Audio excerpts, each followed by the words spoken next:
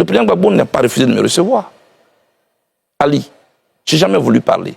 Nadi Baba m'a envoyé mon ancien directeur de cabinet quand on était en semi-liberté. Je cite des noms ce soir. Vous étiez encore à La Haye ou C'est à La Haye, Ali Diarasouba. Il m'a envoyé Diaby Youssouf, qui vient me trouver à 3 h du matin dans mon hôtel à La Haye. Il dit qu'il a été envoyé par Nadi Bamba, qui lui dit de me faire une commission que voici. Et les Ivoiriens doivent se voir ce soir. Dis à Blé Goudé que tant que je suis en vie, il ne verra plus jamais Laurent Gbagbo de ses yeux. S'il l'a vu, c'est à la télévision. S'il l'a entendu, c'est à la radio. Mais mieux, mais j'ai dit pire, dis-lui que tôt ou tard, j'aurai sa peau. Je demande que Guillaume Soro désarme. Parce qu'il a été nommé Premier ministre, pour qu'en retour, il désarme. Vous savez ce qui s'est passé? 3 jours après cette interview, je suis convoqué par Nadi Bamba, chez elle à la maison. J'y arrive, je trouve Guillaume Soro. Je trouve Konaté Siliki. Je cite des noms. Je trouve Méïté Sendou. Je suis sur un banc d'accusés. Quelques minutes après, le chef de l'État de Côte d'Ivoire arrive. Me voici entre le Premier ministre et le chef de l'État. La dame prend la parole. Blé présente tes excuses à Guillaume Soro. J'ai dit pourquoi? Pourquoi tu lui as demandé de désarmer? Analyse, débat et décryptage de l'actualité.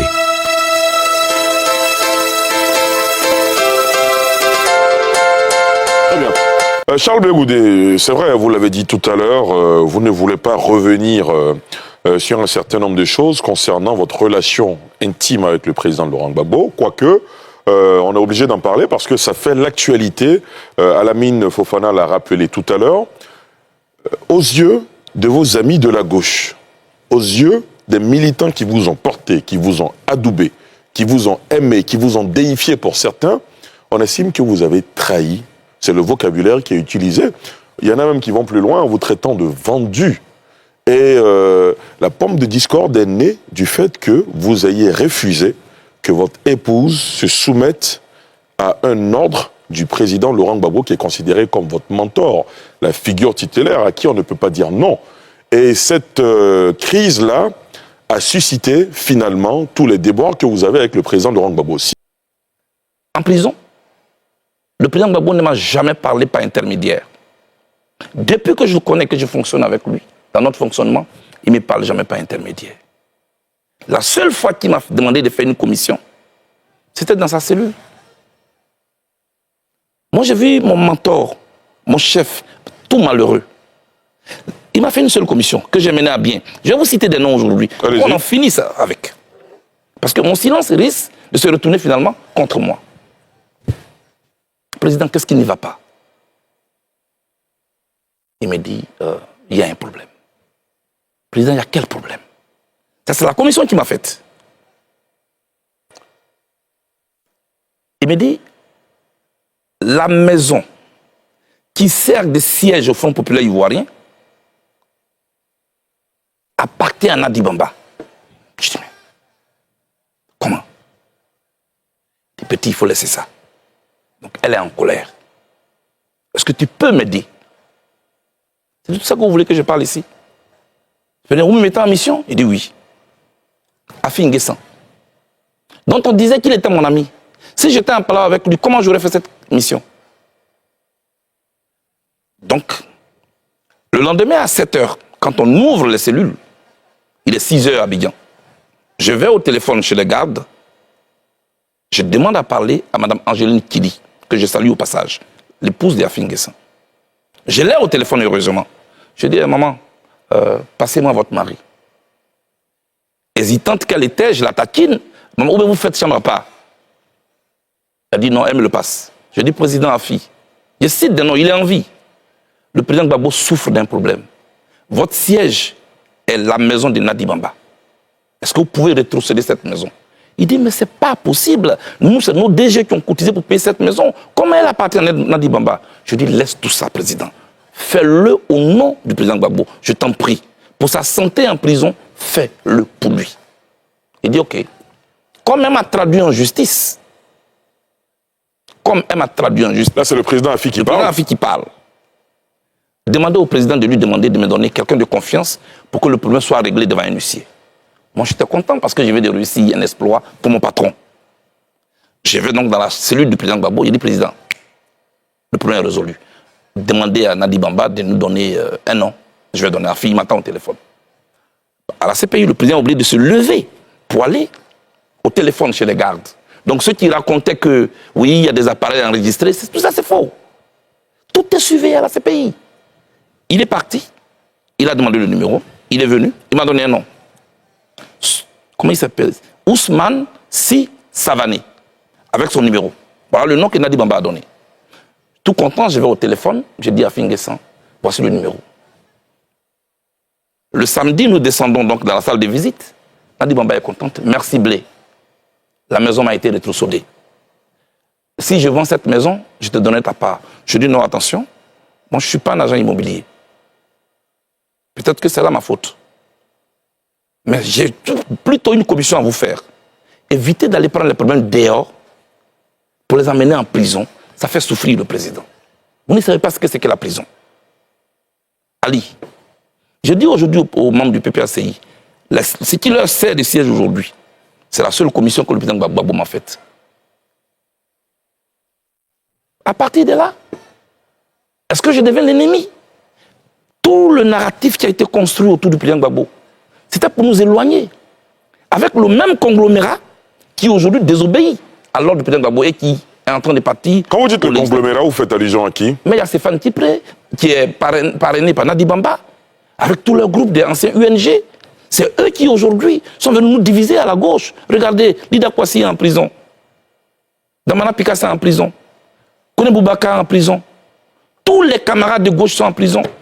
Le conglomérat de l'UNG est dehors. La gauche ivoirienne est victime d'un complot d'infiltration. Des gens qui ont mis en place un plan d'expropriation et un plan d'appropriation. Voilà ce dans quoi nous sommes. En ce qui me concerne, le président Gbagbo n'a pas refusé de me recevoir. Ali, je n'ai jamais voulu parler. Nadi Bamba m'a envoyé mon ancien directeur de cabinet quand on était en semi-liberté. Je cite des noms ce soir. Vous étiez encore à La Haye ou C'est à La Haye, Ali Diarasouba. Il m'a envoyé Diaby Youssouf, qui vient me trouver à 3h du matin dans mon hôtel à La Haye.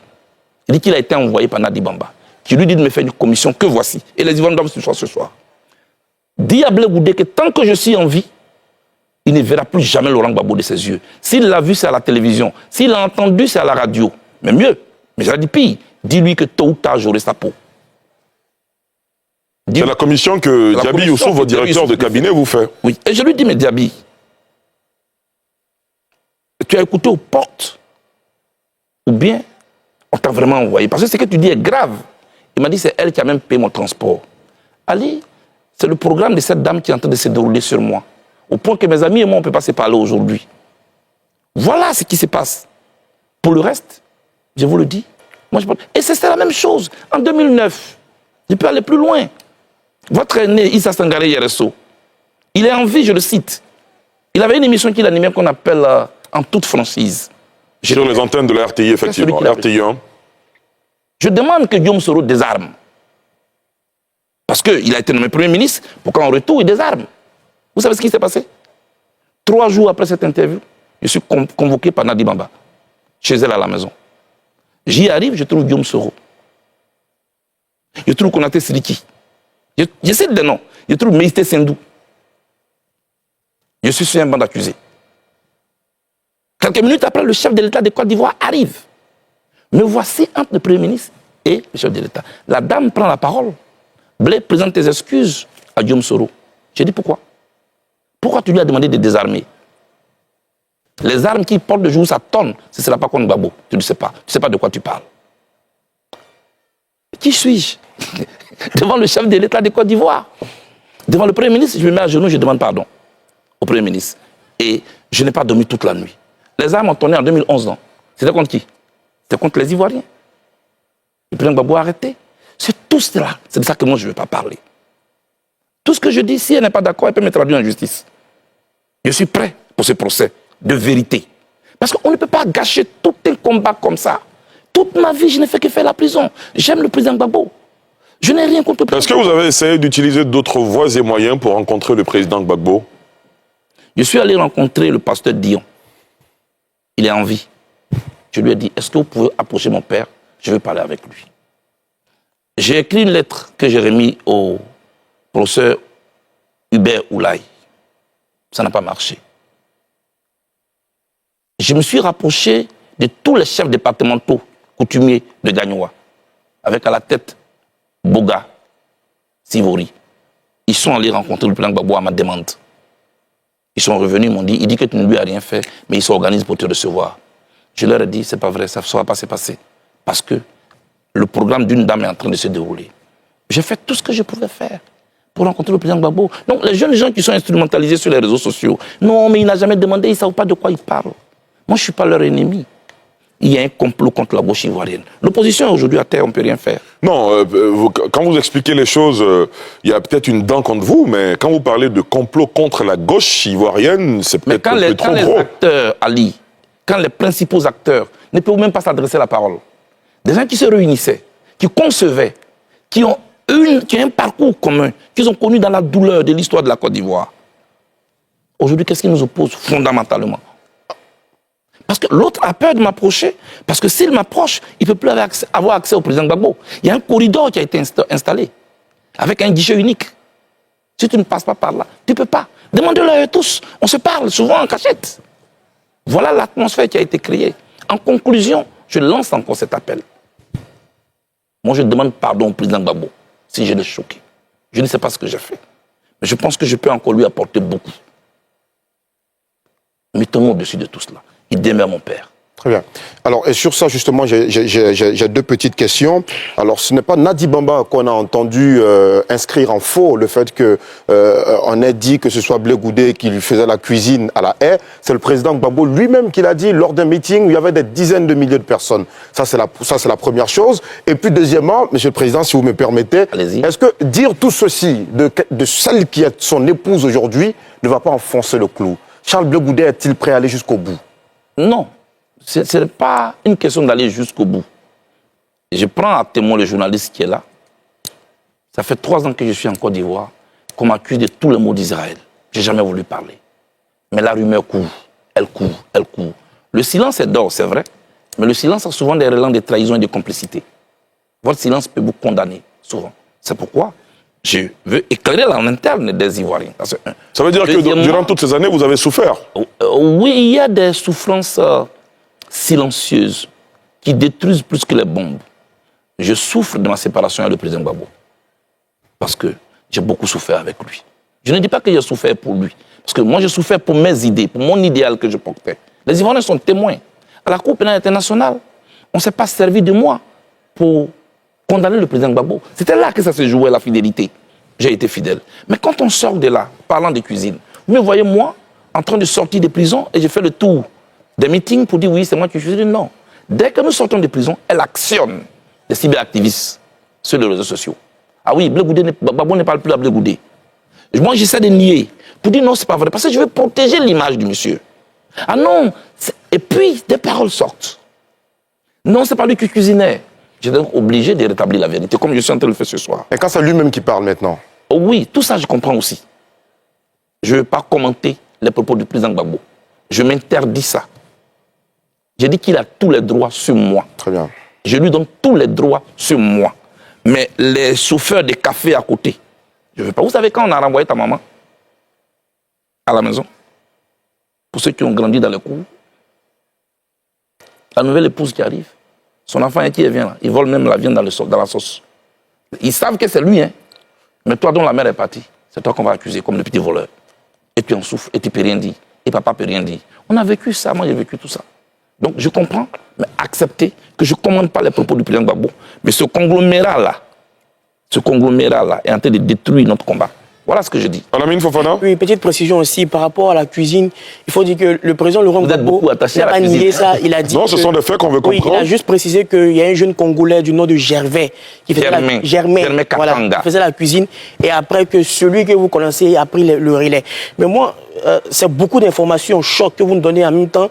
Mais on a un peu assisté à un dialogue interposé entre vous et le président Laurent Gbagbo. Par exemple, vous nous dites que votre dernier coup de fil, c'est le 31 mai 2022. Mais là, je ne fais pas d'analyse, je ne fais pas d'interprétation, je prends des propos. Le président Laurent Gbagbo dit il faut que ce gouvernement-là ne soit plus au gouvernement 2025. Charles Blé Goudé dit quand tu te mets avec n'importe qui, n'importe quoi t'arrive. Le président Laurent Gbagbo explique qu'il a accepté d'être candidat en 2025 parce que le président Ouattara s'y représentait. Il a clairement dit qu'il veut remettre sa pouvoir qui a gagné en 2010. Charles Blé Goudé dit enlever quelqu'un, ce n'est pas un programme. Charles Blé Goudé dit que comme nous étions en prison, je faisais la cuisine. Ça, on a déjà mentionné. Le président Gbagbo revient là-dessus. Donc, la question est de savoir, est-ce que Charles Blé Goudé est aussi innocent dans cette histoire? Merci, Lamine. Alors, vous avez là juste à poser des propos. Mais est-ce que vous les contextualisez? Est-ce que c'est dès que le président Gbagbo finit de dire « je suis candidat » que je dis enlever quelqu'un n'est pas un projet? Non. Moi, j'étais à un forum d'enseignement, comme vous le faites souvent. C'était sur le leadership. Que j'expliquais aux jeunes, porter un projet, c'est mieux. Enlever quelqu'un, se mettre ensemble pour enlever quelqu'un, un jour son enfant aussi va se mettre avec d'autres personnes pour vous enlever. Donc ce n'était pas au lendemain des propos du président Gbagbo. C'était après. Mais nos adversaires ont essayé de vouloir coller ça pour arriver à la conclusion à laquelle vous êtes arrivé aujourd'hui. Ça, ce n'est pas vrai. Deuxièmement, quand il dit je veux remettre ça parce qu'en 2025, je veux être candidat parce que le président Ouattara est candidat. Moi, je soutenais déjà la candidature de Simone Gbagbo. Pourquoi? Parce que le président Gbagbo n'avait pas son nom sur la liste comme moi. Je cherchais qui de la gauche pouvait porter notre cause. Et je pense que Simone Gbagbo a cette légitimité et pouvait porter notre cause aussi. Ce n'était pas contre le président Gbagbo. Simone Gbagbo n'est pas candidate contre le président Gbagbo. Donc, il ne faut pas faire d'amalgame. Je ne veux pas trop entrer dans des histoires de cuisine et autres. Moi, j'ai servi le président Gbagbo comme un fils peut servir son père. Un autre Ivoirien aurait été à ma place en prison, il aurait fait ça. Pour le reste, je pense que ce sont des querelles qui sont créées. Un narratif est créé pour créer une nouvelle histoire. Regardez. Lamine, quel est le parti politique de Laurent Gbagbo? Actuellement, c'est le PPAC. Je veux parler de sa vraie histoire. Le FPI. Bon, le parti historique fondé par Laurent Gbagbo, c'est le FPI. L'histoire de Laurent Gbagbo s'est écrite en Côte d'Ivoire avec le Front populaire ivoirien. Quand il rentre en Côte d'Ivoire, ce conglomérat va le convaincre pour pouvoir laisser le FPI de côté et puis créer le PPACI. Ton histoire est donc là. On ne parle plus du FPI. Aujourd'hui, c'est PPACI. Et pourtant, c'est toute l'histoire de Gbagbo. J'aurais été là que je me serais battu pour ne pas que ce soit ainsi. Donc, selon vous, on vous a écarté parce que vous étiez gênant. Mais c'est pourquoi on m'a éloigné.